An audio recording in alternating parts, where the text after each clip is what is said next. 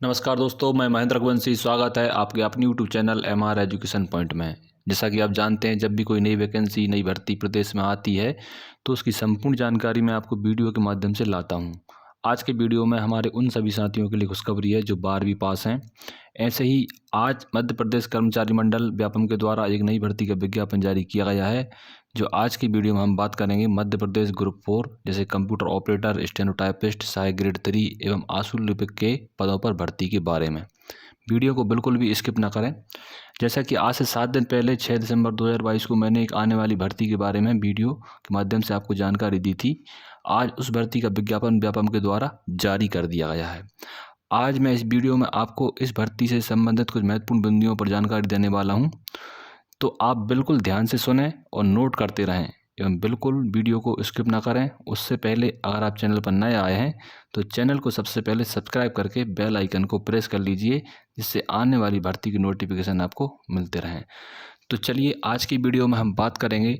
सबसे पहले हम बात करेंगे महत्वपूर्ण डेट्स के बारे में। सेकंड हम बात करेंगे योग्यता के बारे में कि इन पदों के लिए 12वीं के साथ आपके पास क्या योग्यता होनी चाहिए। थर्ड हम बात करेंगे आयु सीमा के बारे में, किन वर्गों के लिए क्या आयु सीमा है एवं आरक्षण के बारे में। फोर्थ हम बात करेंगे पदों की जानकारी के बारे में कि किस पोस्ट के कितने पद हैं एवं किसको कितने पद आरक्षित हैं एवं पदों की संख्या के बारे में। उसके बाद हम बात करेंगे विभागवार पदों की जानकारी के बारे में। सिक्स्थ हम बात करेंगे कि आप कितने पदों के लिए आवेदन कर सकते हैं। उसके बाद हम बात करेंगे परीक्षा पैटर्न एवं सिलेबस के बारे में। और सबसे महत्वपूर्ण बात यह है कि उसके बाद हम बात करेंगे पास होने के लिए न्यूनतम अंक आपको कितने लाने होंगे। और सबसे आखिरी में हम उन पदों पर बात करेंगे जिनमें केवल योग्यता 12वीं पास है और संबंधित किसी एक विषय में जो उसमें मांगा गया है उसमें डिप्लोमा या आपके पास अनुभव हो, जैसे फोटोग्राफी, लैब तकनीशियन और ऐसे कई आउटरीच कार्यकर्ता के पद हैं जो केवल 12वीं पास वालों के लिए हैं। तो चलिए शुरू करते हैं। चलिए सबसे पहले हम जैसे डेट के बारे में बात करेंगे।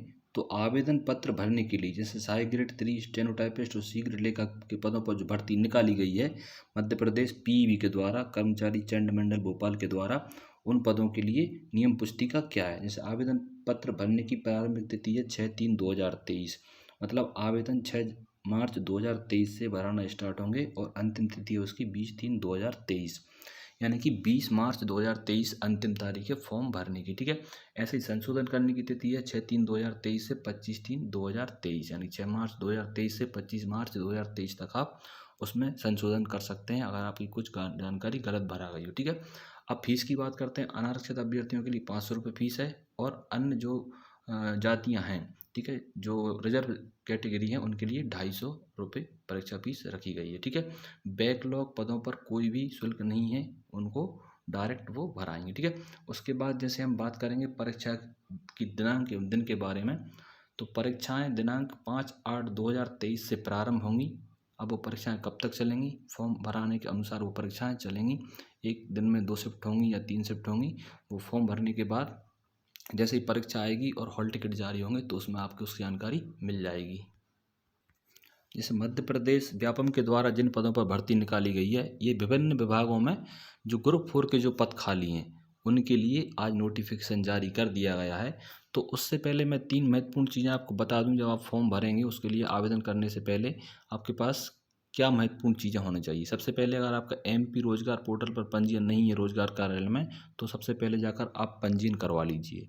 सेकंड, अगर आपके पास CPCT का प्रमाण पत्र नहीं है तो आज से ही आप CPCT की तैयारी स्टार्ट कर दीजिए। इसमें ज़्यादातर जो पद हैं वो 12th plus CPCT plus computer वालों के लिए हैं। ठीक है, तो इन दोनों के वीडियो आपको मेरे चैनल पर मिल जाएंगे, तो आप उसके हिसाब से वीडियो देखकर तैयारी कर सकते हैं। यहाँ पर एक जानकारी और मैं आपको बता दूं, जैसे कि इसमें लिखा है चौथा पॉइंट, परीक्षा में चौथा पॉइंट आप यहाँ पर देख रहे होंगे, परीक्षा में प्रवेश के समय परीक्षा के दौरान बहुस्तरीय बायोमेट्रिक सत्यापन अनिवार्य है। बायोमेट्रिक सत्यापन के समय आपका आधार अनलॉक होना चाहिए। ठीक है, अगर आपके आधार में कोई दिक्कत है, आपका आधार बायोमेट्रिक अटेंडेंस से नहीं हो रहा है, KYC नहीं होता है, तो उसको अभी सही करवा लें, क्योंकि व्यापम के सभी फॉर्म भरने से पहले KYC ज़रूरी है। और जब आप परीक्षा सेंटर में जाएंगे तब भी आपको KYC वहाँ पर करना पड़ेगी, तभी आप परीक्षा सेंटर में एंटर हो पाएंगे। नेक्स्ट हम बात कर लेते हैं इन पदों की योग्यता के बारे में कि आपके पास क्या योग्यता होना चाहिए। तो जैसा कि आप यहाँ पर देख रहे होंगे, पात्रता की शर्तें, शैक्षणिक, तकनीकी, व्यावसायिक अर्हताएं क्या होनी चाहिए। ठीक है, अभ्यर्थी को उसके द्वारा आवेदन प्रस्तुत करने की तिथि को, ठीक है, जब आप आवेदन करेंगे उस तिथि को आपको संपूर्ण डॉक्यूमेंट्स कंप्लीट होना चाहिए। ठीक है, जैसे कि मैं बता दूं, सहायक ग्रेड 3 स्टेनोटाइपिस्ट, आशुलिपिक, शीघ्र लेखक, stenographer, data entry operator, IT operator जैसे पदों के लिए निम्नलिखित न्यूनतम शैक्षणिकता अनिवार्य होगी। ठीक है, सबसे पहले आप देख रहे होंगे अभ्यर्थी ने हायर सेकेंडरी 10th+2 परीक्षा उत्तीर्ण की हो, मतलब 12वीं पास होना आपका अनिवार्य है। ठीक है, सेकंड हम बात करेंगे यहाँ पर ये जो पत्र लिखा गया है मध्य प्रदेश शासन के, जो पत्र का संदर्भ यहाँ पर दिया गया है, उनमें से क्या ले किया गया है कि निम्नांकित में से किसी एक संस्था विश्वविद्यालय से 1 वर्षीय कंप्यूटर डिप्लोमा सर्टिफिकेट अनिवार्य किया गया है। ठीक है, आपके पास 1 वर्ष का सर्टिफिकेट कंप्यूटर का अनिवार्य होना चाहिए, डिप्लोमा।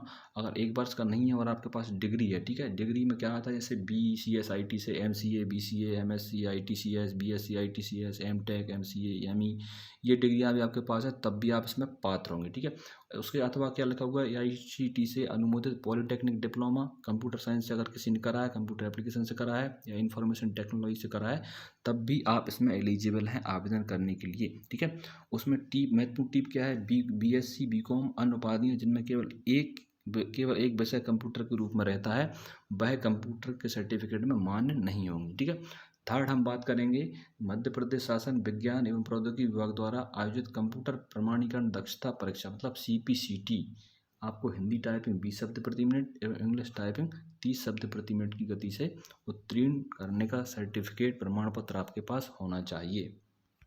जैसे कि अब यहाँ पर बात कर लेते हैं कि CPCT सभी विभागों के लिए अनिवार्य है कि नहीं है। तो यहाँ पर C पॉइंट आप यहाँ पर देख रहे होंगे, विभिन्न विभागों के ऐसे पद जिनमें भर्ती नियमों में अनिवार्य योग्यता में कंप्यूटर शामिल नहीं है, बल्कि कंप्यूटर संचालन का ज्ञान होना चाहिए। ठीक है, मतलब आपके पास अगर कंप्यूटर का डिप्लोमा नहीं है 1 साल का, या डिग्री नहीं है, और अगर आप CPCT पास हैं, तब भी आप उन विभागों के लिए मान्य होंगे, उन विभागों में आप आवेदन कर सकते हैं। क्योंकि CPCT की परीक्षा में कंप्यूटर का पेपर भी होता है, उसमें टाइपिंग भी होती है। तो कंप्यूटर की परीक्षा आप और CPCT पास हैं तो आपको सर्टिफिकेट की आवश्यकता नहीं है कुछ विभागों में आवेदन करने के लिए। ठीक है, अब हम जैसे D पॉइंट यहाँ पर देखते हैं कि data entry operator, IT operator, सहायक ग्रेड 3, शीघ्र लेखक, स्टेनोटाइपिस्ट, इसी प्रकार के अन्य पद जिनमें भर्ती नियम रखा गया है, CPCT धारित करना अनिवार्य होगा। ठीक है, जिन विभागों में CPCT अनिवार्य है उनके लिए CPCT होना चाहिए। ठीक है, अब यहाँ पर E पॉइंट यहाँ पर लिखा है, विभागों द्वारा IT दक्षता के परीक्षण के लिए पृथक से परीक्षा या साक्षात्कार आयोजित करने की अनिवार्यता नहीं होगी।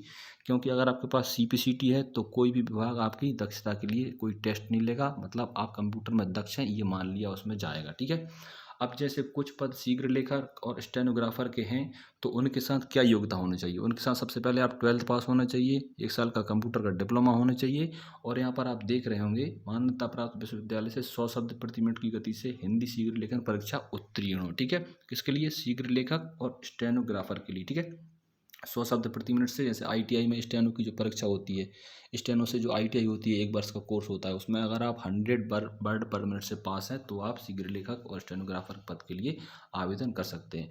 ऐसे ही कुछ पद यहाँ पर देख रहे हैं आप आशुलिपिक के हैं, इनमें जिनमें उनमें 12th प्लस कंप्यूटर के साथ 80 शब्द प्रति मिनट की गति से आपके पास हिंदी शीघ्र लेखन परीक्षा उत्तीर्ण होना चाहिए। ठीक है, इसमें ये योग्यता आप देख रहे होंगे, ये योग्यता अगर आपके पास है तो आप इसमें आवेदन करने के लिए बाध्य। ठीक है, आप इसमें आवेदन कर सकते हैं। ठीक है, अब जैसे एक पॉइंट आप देख रहे होंगे 9.1.2, अन्य पदों हेतु अभ्यर्थी ने हायर सेकेंडरी 10th+2 उत्तीर्ण की हो तो संबंधित विषय द्वारा निर्धारित न्यूनतम शैक्षणिक अर्हता हो।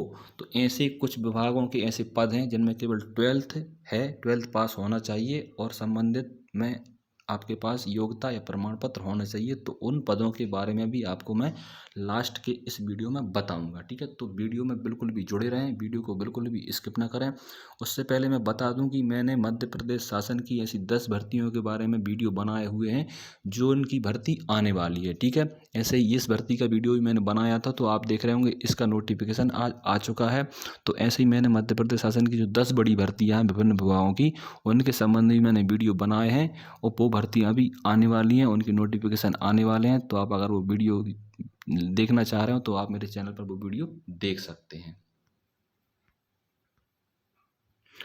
अब अगर हम आयु सीमा की बात करें तो आप यहाँ पर देख रहे होंगे आयु सीमा के लिए मध्य प्रदेश के स्थायी निवासी आवेदकों के लिए अभ्यर्थियों की आयु की गणना 1 जनवरी 2023 से की जाएगी। ठीक है, ये गणना 1 जनवरी 2023 से होगी। मतलब आप 18 से, आप देख रहे होंगे खुली प्रतियोगिता से सीधी भर्ती के भरे जाने वाले पदों के लिए आयु क्या है, 18 से 40, बस 18 से कम नहीं होना चाहिए और 40 से अधिक नहीं होना चाहिए। ठीक है, अन्य जो रिजर्व कैटेगरी हैं उनके लिए 18 से 45 वर्ष की आयु इसमें रखी गई है, उन्हें 5 वर्ष का इसमें रिलैक्सेशन दिया गया है। ठीक है, नेक्स्ट सबसे पीछे पॉइंट है, बता देता हूँ कि मैंने पहले ही बताया था कि आपके पास रोजगार पोर्टल पर या रोजगार कार्यालय में पंजीयन होना आपका अनिवार्य है। अगर नहीं है तो वो आप अभी मेरा भी एक वीडियो देखकर कर सकते हैं। ठीक है, नेक्स्ट पॉइंट मैं आपको यहाँ पर बता दूं कि मध्य प्रदेश शासन के पत्र क्रमांक इतने के द्वारा 18 सितंबर 2022 के अनुसार कोविड-19 की वजह से जो विगत 3 वर्षों में भर्ती परीक्षाएं नहीं हो पाई हैं, इसलिए इन सब के लिए 3 वर्ष में आयु की छूट दी गई है। ठीक है, अगर आप 40 के हैं तो आप 43 तक के लिए उसमें आवेदन कर पाएंगे,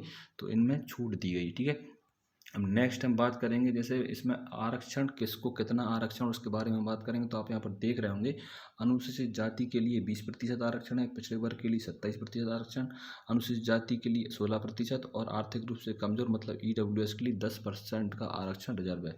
परंतु जिला स्तर के पदों पर सामान्य प्रशासन विभाग द्वारा जारी जिलेवार आरक्षण रोस्टर लागू होगा। ठीक है, अब हम जैसे यहाँ पर बात कर लेते हैं कि पदों की संख्या के बारे में और किसके कितने पद हैं उसके बारे में यहाँ पर हम बात करेंगे। तो आप यहाँ पर देख रहे होंगे सीधी भर्ती बैकलॉग्स एवं संविदा भर्ती के रिक्त पदों का विवरण यहाँ पर दिया हुआ है। तो सीधी भर्ती से जो पद भरे जाएंगे उनकी कुल संख्या 1840 है। ठीक है, और सीधी भर्ती बैकलॉग से जो पद भरे जाएंगे उनकी संख्या 530 है। और संविदा भर्ती के पद आप यहाँ पर देख रहे होंगे 243 पद संविदा भर्ती के हैं। ठीक है, संविदा भर्ती बैकलॉग के 103 पद हैं। ऐसे कुल 2716 पदों पर भर्ती निकाली गई है। ठीक है, 2716 कुल पद हैं विभिन्न विभागों के, और जैसे computer operator, stenotypist, assistant grade 3 और आशु लिपिक के, इनमें कुल 2716 पद हैं। अब यहाँ पर मैं आपको दिखा देता हूँ कि उन पदों का एकजाई विवरण क्या है, मतलब कितने पद किसके लिए हैं। आप यहाँ पर देख रहे होंगे निज सहायक, शीघ्र लेखक और स्टेनोग्राफर के जो पद हैं वो 153 कुल पद हैं विभिन्न विभागों में। ठीक है, सेकंड में यहाँ पर बता दूं कि सहायक ग्रेड 3 कार्यालय सहायक, data entry operator, computer operator, लिपिक, कोडिंग क्लर्क व अन्य समकक्ष पद हैं 1782 पद। ठीक है, जैसा कि मैंने वीडियो बनाया था 6 दिसंबर को कि मध्य प्रदेश के विभिन्न विभागों में सहायक ग्रेड 3 के कितने पद रिक्त हैं, मैंने बनाया था कि 1500 पदों पर भर्ती आने वाली है। तो वो भर्ती का नोटिफिकेशन आज जारी हो गया है। ऐसे आप देख रहे होंगे स्टेनोटाइपिस्ट और आशु लिपिक के 293 पद हैं। आउटरीच कार्यकर्ता के यहाँ पर 75 पद हैं। अब इनके लिए योग्यता क्या है, जैसे आउटरीच कार्यकर्ता है, उद्यान पर्यवेक्षक है, एनिमल फीडर है, ठीक है, कंपाउंडर है, तकनीशियन है, प्रयोगशाला सहायक है, प्लम्बर है, फायरमैन है। इनके लिए योग्यताएं क्या हैं तो मैं वीडियो के लास्ट में आपको बताने वाला हूं। इनमें केवल 12th पास अनिवार्य है और संबंधित क्षेत्र में अनुभव होना चाहिए। और आपके पास डिप्लोमा है तो डिप्लोमा भी आपके पास होना चाहिए। ठीक है, अब मैं नेक्स्ट आपको यहाँ पर बता देता हूँ विभागवार पदों की जानकारी क्या है। ठीक है, तो आप यहाँ पर देख रहे होंगे विभागवार, जैसे मध्य प्रदेश शासन सामान्य प्रशासन विभाग में कितने पद रखते हैं, सहायक ग्रेड 3 के 37 पद रखते हैं, स्टेनोटाइपिस्ट के 28 पद रखते हैं। ठीक है, इनमें जो है ना विभिन्न विभागों में पद यहाँ पर दिए हुए हैं। तो मैं नेक्स्ट वीडियो में आपको विभिन्न जो विभाग हैं इसमें सम्मिलित हैं उन विभागों में किसके कितने पद हैं उसके बारे में एक वीडियो लाने वाला हूँ आपको। तो आपने अगर चैनल को सब्सक्राइब नहीं किया है तो चैनल को सब्सक्राइब करके बेल आइकन को प्रेस कर लीजिए, जिससे आने वाले वीडियोस मेरे मिल सकें। ठीक है, तो इन सभी पदों के बारे में, सभी विभागों के बारे में, कितने विभागों में कितनी पदों की वैकेंसी निकाली गई है और कौन से पद हैं, उसके लिए एक सेपरेट वीडियो मैं बनाने वाला हूं। तो आप यहाँ पर देख रहे होंगे अब बहुत सारे विभाग हैं। इस वीडियो में अगर मैं बताऊंगा तो वीडियो काफ़ी लंबा हो जाएगा। और वीडियो यहाँ पर देख रहे होंगे आप कि बहुत सारे विभागों में पद हैं और अलग अलग पद हैं। ठीक है, सभी में किसी में सहायक ग्रेड 3 पद है, जैसे कंप्यूटर ऑपरेटर का पद है, किसी में लिपिक का पद है, किसी में स्टेनोटाइपिस्ट का पद है, ऐसे बहुत सारे पद हैं। ठीक है, तो इसके लिए एक सेपरेट वीडियो मैं आपके लिए बनाऊंगा, तो आप वहां से उसकी जानकारी देख सकते हैं।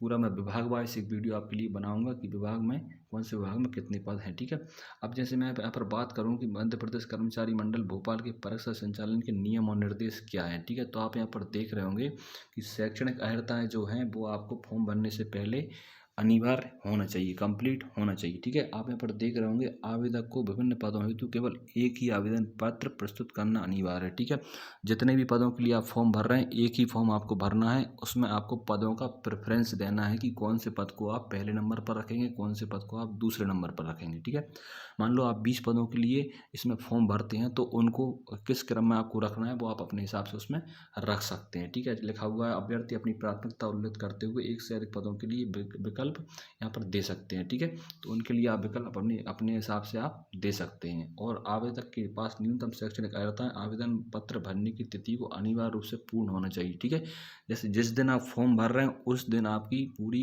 इंफॉर्मेशन, पूरी डॉक्यूमेंट्स कंप्लीट होना चाहिए। ठीक है, अगर आप बाद में इनकी करते हैं तो फॉर्म पहले भर देते हैं तो वो उसमें मान्य नहीं किया जाएगा।